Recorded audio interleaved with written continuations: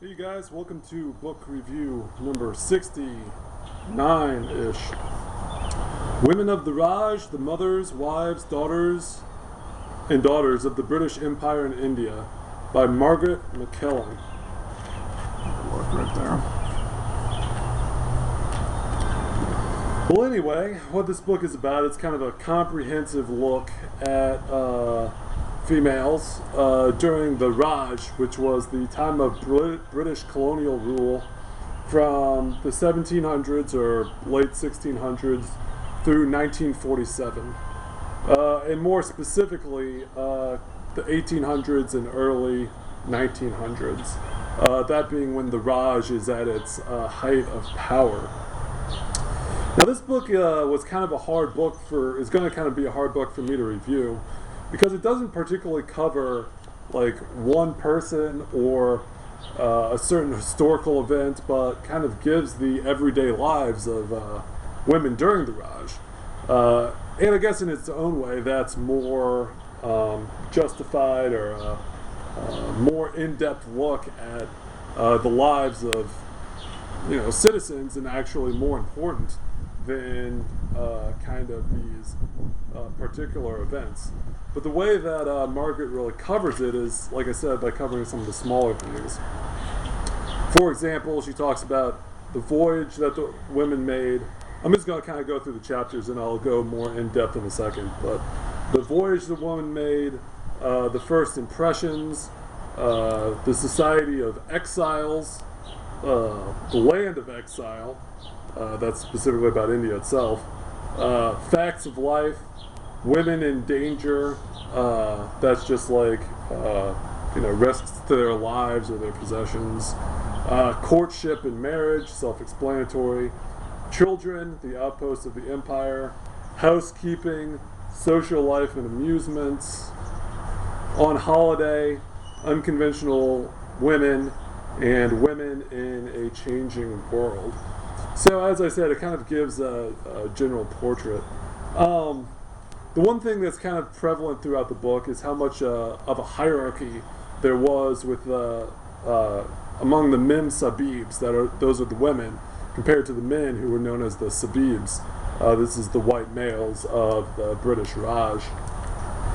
But it is very hierarchical, even more so than Britain, which is probably even more there's more hierarchy in Britain than there is even in the United States. But deference was definitely given to the women of senior rank. It wasn't the women of senior age, but just whose ever husbands, now it wasn't them, but whose ever husbands held the highest position. This being that approximately 50% of the population in India, as part of the Raj, were involved in the government. And if you know anything about government, particularly like a colonial government, it is very sort of structured. It's much more important your place or your prestige than it is just the pure money you make. Matter of fact, it was often hard at dinner parties that these women would often hold where to put women whose husbands were associated in business, specifically like planting or any sort of like wholesale agriculture, like cotton or tea or anything like that. Specifically because they weren't as definitive in their rank as the IOC, which was the Indian Officer Corps, I believe, or any sort of military rank or governmental rank. Obviously, the person at the top of the pyramid was the governor of India, or the viceroy. But that's so even from that sort of larger perspective, it informs kind of the daily interactions of women. Of course, the bottom of the totem pole was not white people themselves, but the servants and the larger population of India. Now, women didn't often deal with the larger populations, but the way that they saw India was often through the eyes of their servants. Was often the men that dealt with the administrative part of it. And indeed, it was mentioned in the book that there was a constant fear in India among the British Indians, the Anglo-Indians as they like to call themselves, that their numbers were so overwhelmed by the Indian population that if they ever rose up in rebellion, the Raj would be quickly swept aside. And this is ultimately what happened, but the Raj was swept aside, but I think in not a rebellious way, but in a kind of gradual, progressive, changing times way. Now, some of the ins and outs of daily life. The women would either live in the cities, in which case there were large communities based around a club, or in the countryside on farms or what they call plantations. They called the women or the men planters and the women planters, even though they weren't actually doing the planting. That was the servants or hired help of Indians, but they were known as planters. But anyway, in the cities, social life was revolved around the club. Now, the club was not a discotheque or a nightclub like we think in the West, but was actually sort of like a social club. Not merely an idea where people would organize things, but it was actually a specific spot. So you have a specific spot where women and men, but women were only allowed access to certain areas of the club, where women could, interact, play games, engage in sport. It was mentioned that because there was so much free time in India, and because it was such a structured society, they wouldn't want rebellions through intellectuals. They wouldn't particularly see anyone that was too kooky in the arts as good. So there was a huge emphasis, much like modern America, placed on sports, those being golf, badminton, tennis, and cricket, I believe. Badminton, tennis, cricket, and croquet. Those are kind of the big five. So there was a lot based around that. Mostly it was just a lot of, outside of sport, was a lot of dinner parties and kind of frivolous social occasions. Themed dinner parties were a big thing. Multi-course, it was basically anything that was would be viewed as kind of like frivolous, I'd say. I know that it wasn't all frivolous, because to them it provided meaning in a largely void social space, particularly for the women who weren't viewed as, this isn't modern society where women worked all that much. They had a lot of time to fill. So what did they fill that time with? Either parties, or planning for parties, or even if it wasn't a party, some sort of social outing, picnics, that kind of thing. Now, outside of that, what the women really did was run the household. And I guess that's the other thing that they filled their time with, was although they had all these servants in India to take care of things, it was partially true that things would fall apart if the servants weren't looked after, but also there was this paranoid sense that the women had to look after the servants because they would run amok without the civilizing influence of the British. So yeah, basically the women had to look at the storerooms, go over the accounts, make sure all the dusting and cleaning was all done, all the bugs were run off. Obviously in India there's a huge problem with the environment encroaching upon the household, be it monkeys, insects, rodents, all that kind of stuff. So the women looked after all that. Let me check this out. Okay. What else did the women do? Yeah, keep the servants in line. And obviously the women, or well, not obviously, but the women at the time the Mem Sahibs have gained a reputation as a bit of taskmasters, cold, and that is true to a degree.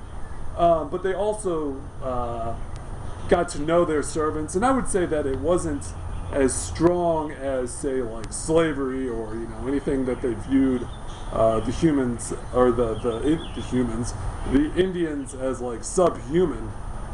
But also, it wasn't even, say, in the state of Britain, where your servants would be considered,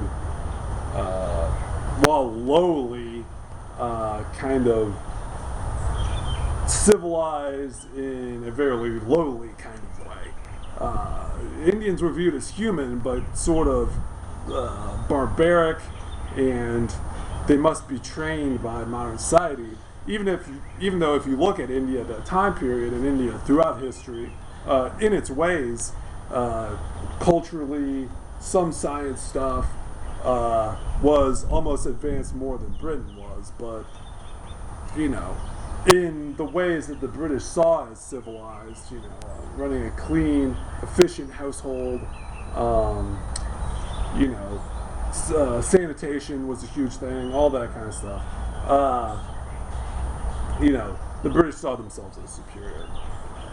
So, what else did the women do? Well, obviously there was the children that needed to be taken care of, and from the men's sake, both the women and the children were fervently protected and almost justified kind of these crazed means of security, of protection, and at times of violence against the Indian population to justify protecting their women. The worst case of this being the uprising, I believe, or the rebellion of 1857, that a number of Indians, or an Indian sort of mob, in numerous cities actually across India, specifically northern India, I think southern India was largely non-rebellious, slaughtered a number of British colonials, and although the total number killed was relatively small, the paranoia and the anarchy, almost, if you will, that followed this, and the subsequent crackdown by the British was really a huge event that bored its way into the British conscience from 1857 until the empire, or the Raj, was set aside in 1947. So yes, and then the schools, and one thing that was interesting about the children is that it would only be young children, because once the children were, I think, like 8 or 9 or so, they were sent to boarding school in India, which created great strain upon the Mem Sahibs. Should they stay with their husbands and their marriage obligations in India, or should they follow their children to England, in which case they weren't going to see one or the other for numerous years, because of the kind of state of how it was done. And one of the reasons that the children were sent to England was that that's where it was viewed where they would receive the best education, and anyone that got an education, even in English schools, European-run schools in India, that was viewed as substandard to the education that could be gotten in Britain. Let's see, social life, talked about that. Women in danger. Land of exiles. There is certainly kind of a difference between the grizzled veterans and the newly arrived, if you will. Now, the grizzled veterans would bring women into society, and both had their pluses and their minuses. The women that were new to the British Raj, I think, were more open to what their life could be, but also just didn't really have the skill of dealing with everyday life in India. I mean, the society of India, and even Anglo-India within the larger Indian sub-context, and Britain were just so different that it's not really any fault of the newly arrived, but they just didn't have any idea what to do. Now, the Mem Sahibs, to their credit, brought these women in and indoctrinated them in very useful tips of housekeeping, but also indoctrinated them in some fairly racist and prejudiced views of the servant class, if you will. Let's see, we got social life and amusement, talked about that. I guess last few chapters on holiday. This is really interesting to me because it involves geography, which is my interest, if you will. The hill stations in India, where the British government went in the summer times, because India gets so hot, we're talking 110, 120 degrees, huge amounts of humidity. Well, what would the British do? They couldn't just up and leave the country, that would be ridiculous. So they moved to higher elevations where the weather was cooler. Darjeeling, Simla, I think it's Unli in the south. Darjeeling was associated with Calcutta. Simla was associated with Delhi and the larger colonial government in Delhi. There's one that starts with a M that's like Minharaba Rabara. That's completely wrong. But that was associated with Bombay. Also Pune, which was at a little bit lower elevation but was still cooler than Bombay. And then Uli, I believe, which was associated with Madras, which is now Chennai. So the British would up and move there. Now, not until the 20th century, when trains were cut through the countryside, were these trips very convenient. They were long and slogging, and often questioned at what expense to British comfort was this justified in the empire. Couldn't the British just sweat it out in Mumbai, Bombay, or Calcutta, or Delhi, rather than have to move their government every 6 months at great expense to both the Raj and the India as a whole. Now, some of the stuff that went up in these hill stations, one thing that's really nice is I think that colonial India has, the architecture is really cool. It's in the Victorian era, which, if you're a steampunk, you know exactly what that is. Victorian era architecture was certainly interesting. But up in the hill stations, I think that they survived more just because modern India is kind of ridden roughshod, except for the specifically preserved colonial buildings that are like the great museums, if you will. The Viceroy's house, or the Governor General's house of the Mumbai provinces, if you will. Those have been preserved, but in the cities, it's largely been run over by modern India, eaten up.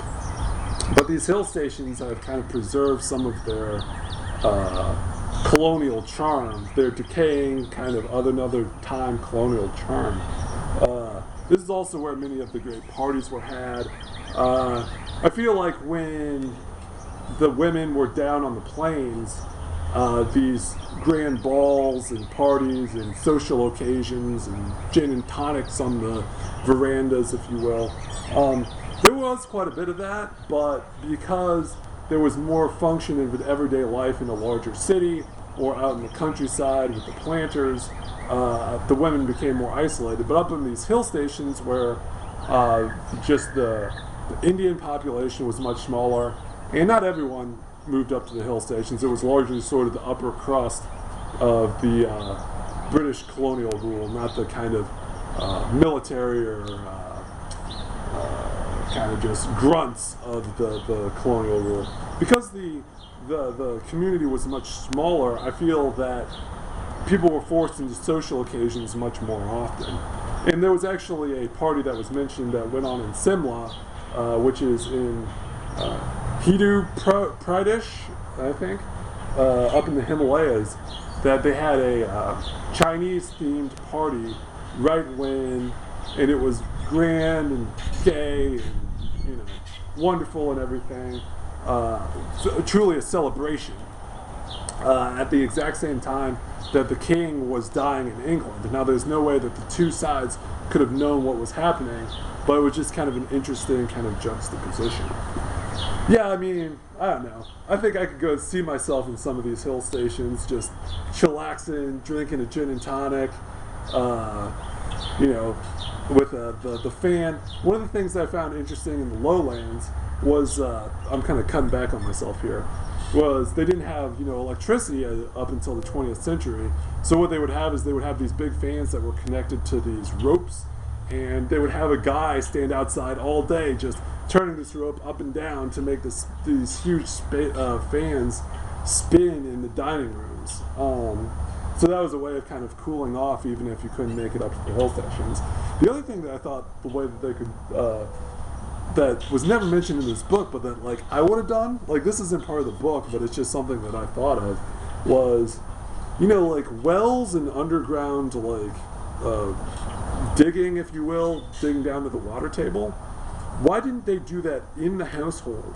So that you would have the larger household, and then you would have a well that dug down, and even if you weren't getting the water up all the time, the cold air that would have been coming up from the well, I think, would have cooled off some of these houses when they were, in the hundreds of degrees with huge humidity. But that was just something that I thought of, a way they could cool themselves off that wasn't mentioned in the book. Also, if you see this cover, I'm not sure how much these actually helped, but these hats that these women had were sort of a social requirement of women in India, that they always had to wear hats to protect their pale faces from the harsh Indian sun. The last two chapters are dedicated to, I'm getting old, this is getting long, unconventional women that went Hindu, went native. I guess those women are pretty important. There are also very charitable cases. There were also a number of white women that worked in the 20th century as part of the Hindu nationalist movement to kick the Raj out of India and create a couple of independent states. I don't know too much really I can say about that. I mean, they were very important women, progressive thinkers, but much like any women's movement across the world, you can look into the history of progressive women in Britain or the United States, Sandra Day, I think, or, I don't know, I can't even think at this point. They're all very similar. I'd say the one difference here is that there was obviously a strain of Hindu nationalism, of recognizing the exploitative state of how the Raj was taking advantage of the British subcontinent, that kind of ran parallel with sort of the women's movement that went with these untraditional women.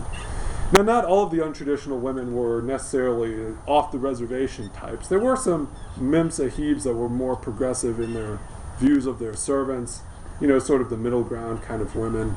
And as I was said, a number of mem sahibs formed very close relationships with their servants, to the point that when their children were very young and needed nursing, they would often bring in a wet nurse who was an Indian, or they would bring in a midwife to help them birth their children that were Indian. So it was much more not just pure, drudgery. Though there was some drudgery. There was also the Indians that were sort of considered the untouchables, that cleaned out the toilets because they didn't have running water. They would be the person that would clean out the thunder box, as it was called. The final chapter is dedicated to women leaving. I think after World War I, and particularly after World War II, it was sort of a slow decline. I mean, it was a quick decline in the number of years, and often the Raj thought that they should, even if they were going to leave, that they should extend it out further. But what I mean by slow decline is it was something that everybody acknowledged that was going to happen, and that colonialism was kind of becoming a thing of the past, with a number of African countries, the wars in Malaysia, that decolonization was just the thing that was going to happen. But it kind of just took some time, as everything in India kind of does. It took some time for the social movement to eventually gain steam and happen. Now, it was mentioned that a number of women cried on the boat out, that largely they just had to leave these huge mansions that were just sell all their furniture. But it did say the one advantage of kind of the emotional state of these women having to leave was they were kind of displaced anyway. They were women in a strange land. Their native place was Britain. They were going back to Britain where they would be treated somewhat strange there too. So they were kind of not home anywhere. But the fact that they had to leave India, they had already left once from Britain to India, so from leaving India to go back wasn't that big a deal. Anyway, this review is running real long. This was a really good book. Margaret MacMillan's Women of the Raj. A very good historical piece on women during that era.